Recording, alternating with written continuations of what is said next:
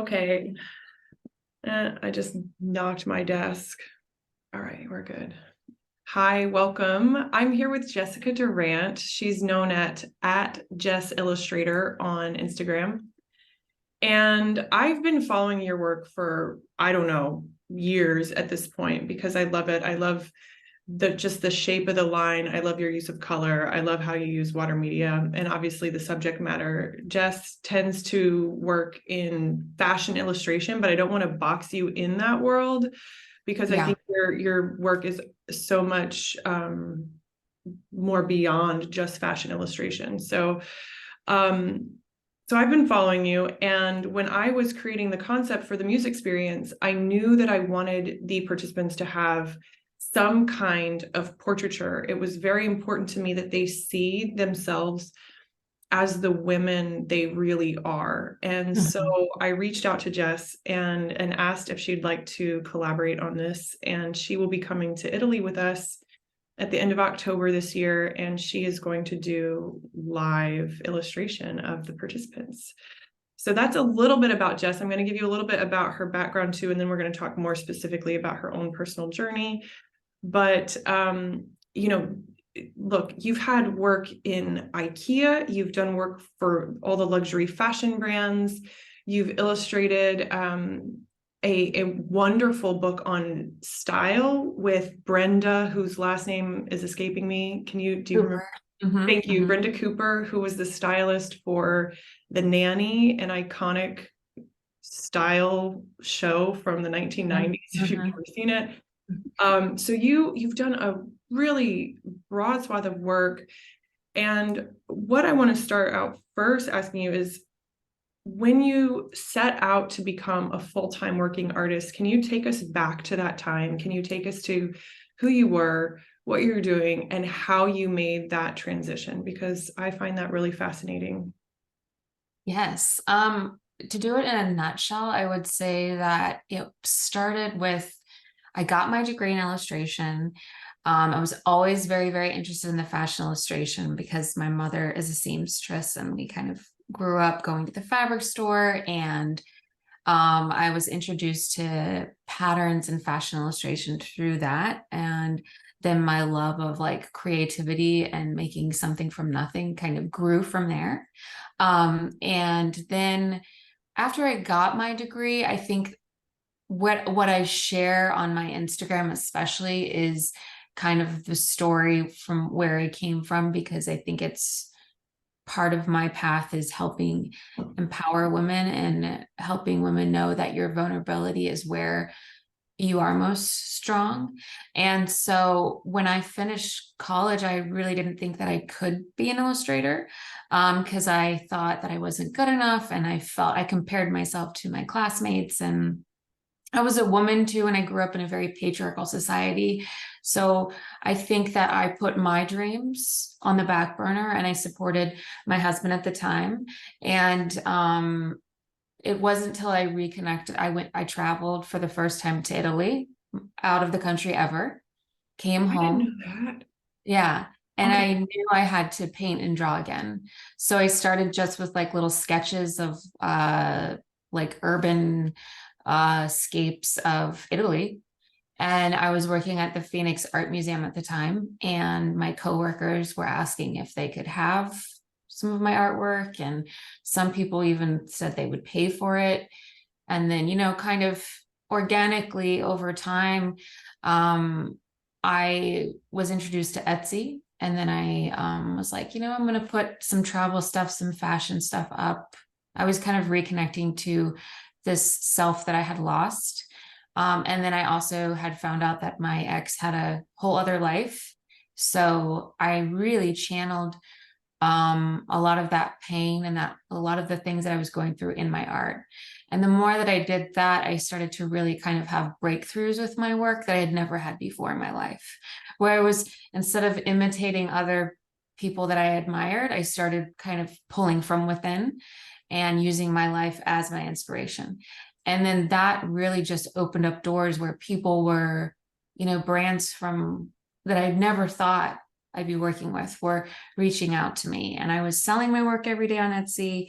And then I was taking on branded work And that gave me the confidence to start my life over. And that was 10 years ago, where I left my ex and I fully supported myself through my art and just took on just kind of the most amazing jobs. And, you know, it was a real huge pivot in my life. And that's why I always share that part of my story, because I think that it's easy to look at my career now for people from the outside, especially if you don't know my story, and think, oh, she's never, you know, like her works, you know, it's easy to look at our idols and see their best side and not think about everything that they've gone through to get where they are. So when I share that, it allows people to feel the confidence and the inspiration that they need in their lives to move forward and do what they want to do with their life. So Definitely. yeah. I love hearing, you know, every time we talk, there's another part of your story that comes through. And just for for people who are watching or listening, every time that Jessica and I get on Zoom, it's like 2 hours. And we cover a lot of ground. So interestingly, and there's so much alignment, and we're going to talk about that in a little bit, but interestingly, my first trip out of the country was as an adult to Italy. And it was a place that opened up complete new possibilities for me. So we should talk about that at some point. Yeah, absolutely. I find that really fascinating. And I certainly arrived there with all of my art supplies, and it was a really fertile time. So tell me a little bit. I mean, you talked a little bit about your inspiration and turning inwards, which is, you know, obviously tees up what I'm talking about the muse being within yourself. But tell me about your relationship with the proverbial muse. And I think in the patriarchal art world, it's always been, you know, the male artist with a female muse, whether she's an actual human or a spiritual muse. But tell me your relationship with the word and with the concept. I'd love to know more about that for you. Yeah, it is quite interesting, because I think I look at art so differently that if I had been born in a different time, and because I just came back from going to like the Tate Britain and going to a few different museums in like Madrid. And I don't know what it is, but when I see men painting women, it's always, I mean, granted, there's so many different ways women have been portrayed, but I feel like with me as a woman painting another woman, which is basically what I do most of the time, I'm doing it in a way that it's like, I want to bring a level of like, I'm not objectifying the woman. I'm making, like, it might start off as you see something about her that draws you in. And a lot of times with women, we look for people who remind us of ourselves or somebody that we love. But there's always a sense of layering that I put into my work, and it's come out in different ways, where I use like different types of landscapes or elements that feel symbolic to me, and I inject it into the work. But I feel like when I think of like a muse, yeah, it's easy to think, oh, there's one person that you're inspired by. When I feel like when I portray people, she can be everybody and nobody at the same time. She can be adaptable. She can be you or somebody that you know. And it's a lot more like, I guess, chameleon-like in a way. Because I've had to be that. I've had to adapt to different situations my whole life. And a lot of times when I'm traveling, people think I'm from that place, or I remind them of somebody else. So I've noticed that with my work, a lot of times people, especially women, connect with the work in a way that feels like they're seen in a way that they haven't been seen. And it sounds so like, oh, wouldn't that be easy to do in painting? But I was very intentional about when I started painting women. I wanted it to be like, to feel like there was something going on beneath the surface, because there was something going on beneath the surface for me, but yet I would still get ready every day and make myself presentable. But, you know, and I'd hear, oh, you look so great. But then it was like, well, you don't really know what's going on. inside. So there was a lot of like when I was painting in those years when I was going through difficult things, I would intentionally put things in that meant something to me that I didn't know if anyone else would get it. So I'm constantly inspired by women and noticing everything about them. Very like I hone in on the details, and I want to respect women in a way that makes them feel like I said, like they're feeling seen and they're feeling represented in a way that maybe is different than how they've seen it normally, I guess. Wow. So there are so many layers to what you just said, and we can get the layers metaphorically too, and look at the layers in your work. So if you're not familiar with Jess's work, there's a style that she uses where she will paint a woman often in silhouette or 3/4 profile, and then there will be like a landscape within it, which I think is really amazing and evocative. And I love all of those unreservedly. Like I love every single one that you show us with that. But beyond that, in storytelling and in sort of like the TV and movie script writing world, there's a concept that talks about writing something with a lot of specificity, because in the specificity, then the story becomes universal and people can see themselves in the story. Yeah. And I think that what you're talking about is the visual equivalent of that. Okay. Yeah, that's interesting. You are using specificity in each of your paintings, and then an entirely universal population of women can then find themselves within that painting because of the specificity. And it's counterintuitive, right? You would think that if you want to meet women where they are, you would want something that is kind of broader, but instead this is the idea of like going in narrow and getting to the depth that's underneath. That's the way in fact. And it's counterintuitive, but I love how you spoke about it. And what I'm curious about is when you're in front of your white paper, your canvas, your paper, your substrate. Tell me about what goes on in your mind. Do you have an idea of what you're going to do? Do you allow the muse to like speak to you?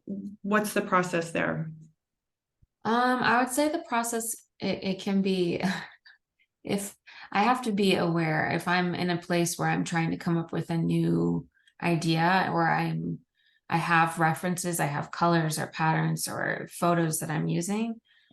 But if I'm really trying to have a breakthrough, that process it's harder to get to because we live in a world where we're so distracted and we feel like we have to constantly like respond to people. And but if I'm really trying to have those moments, I have to like put my phone on the other side of the house in airplane mode. I have to light candles.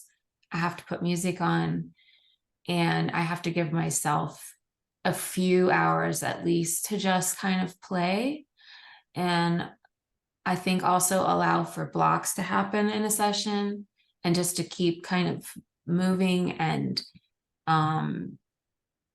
I think only in those quiet, undistracted moments is when I've had those real moments where I've found something that I wouldn't have found. And then that opens up a door. But it's different. So right now I'm working on client work, and that's much more like I have to do a lot of research and find things that I try to trick myself when I'm doing client work and be like, this, I'm painting for myself.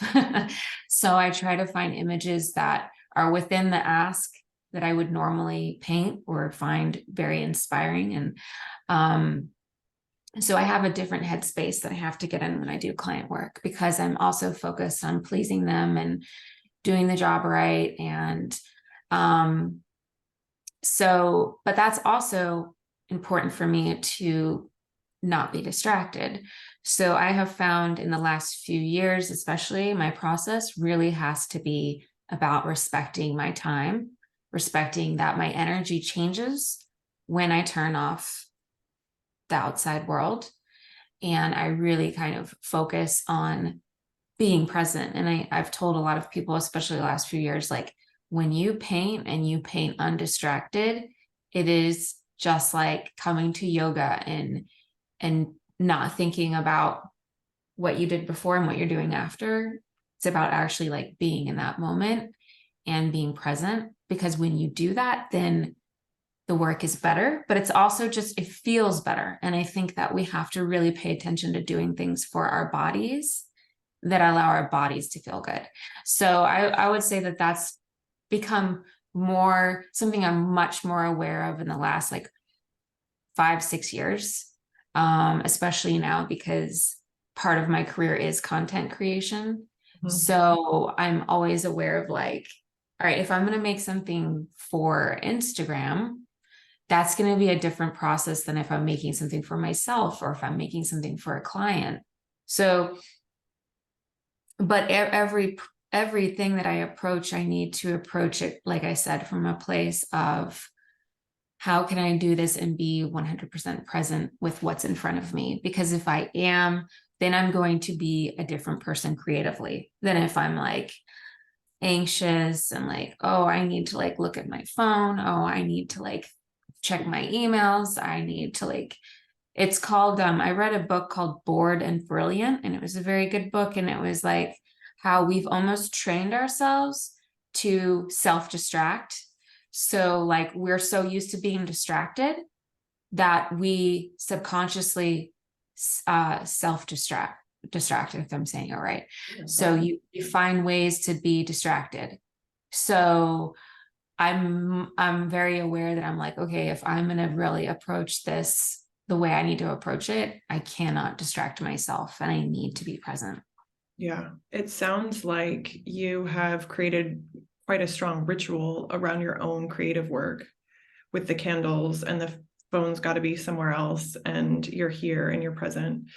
I always like to hear what other creative rituals are, because A, it can open up pathways for the muse, but B, it's just instructive, especially for women, I think, because most of the imagery we have around men and lifestyle and creating art, it's all about men. And I think women have a different approach. So it's always helpful to hear how someone else does it. So in the process of the muse experience, we're going to be exploring what's the 5 or 10-year vision for each participant, like what's coming for their life, for their work, for their leadership. That's what we're looking for. And certainly we'll have a lot of tangible and visual touch points that will form the groundwork of that vision. But I'm curious, what's coming for you? What's like the 5 or 10-year vision? What I like about like entering a new decade, is that I've given myself a lot more patience to be like, you don't have to like have this goal and it needs to be done tomorrow. And like, I think I can look back now and be like, all right, wow, my 30s like started one way, ended another way. And I had a lot of my dreams that I wanted to come true. And I could see that it took time. And if I enjoyed every little thing along the way, it made it that much easier to have the type of experience that I want.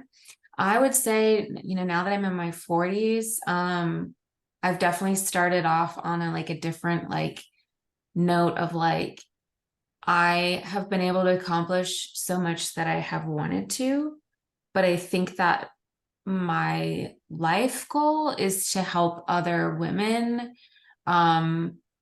be the best that they can be creatively. But that's not just limited to like what you're going to be making that's tangible and selling.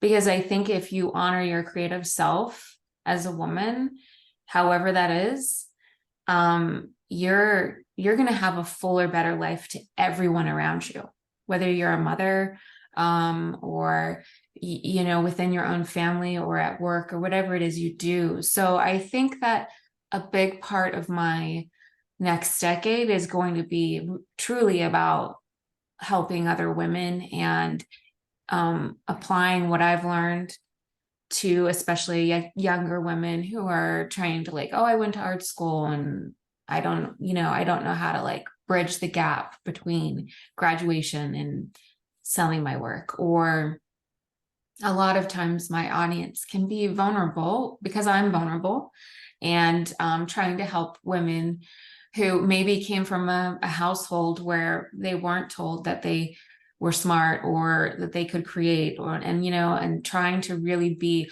I'm not a mother, but I really feel like because I have a different uh amount of time, that I know if I was a mother, I'd be I feel like I have children all over the world and they're different ages, right?